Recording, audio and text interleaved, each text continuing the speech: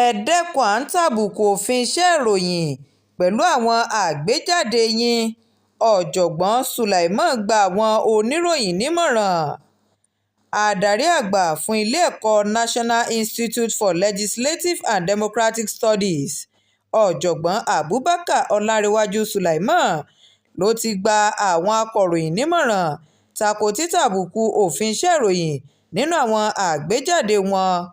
Ọ̀jọ̀gbọ́n Sulaiman tó gbé ọ̀rọ̀ àmọ̀ràn yìí kalẹ̀ lọ́jọ́ Àìkú Sunday tí í ṣe ọjọ́ 29 inú oṣù Kejìlá ọdún 2024 yìí nígbà tí àwọn adarí ẹgbẹ́ akọ̀ròyìn nílẹ̀ wa Nàìjíríà ẹ̀ka ti ìpínlẹ̀ Kwara àti ẹgbẹ́ àwọn akọ̀ròyìn lóbìnrin ṣe àbẹ̀wò sí i ní ilégbèé rẹ̀ tó wà nílùú Ìlọrin tí ṣolúìlú ìpínlẹ̀ Kwara.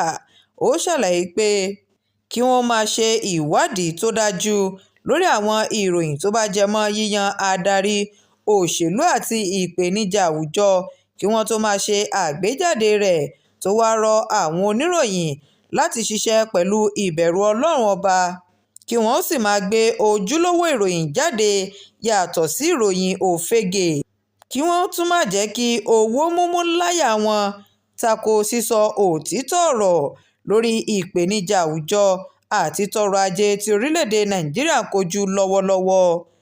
Shakirat Arowolo Nurudeen ló ń jábọ̀ ìròyìn fún iléeṣẹ́ Atótó Arére Online TV. Ẹ ṣé.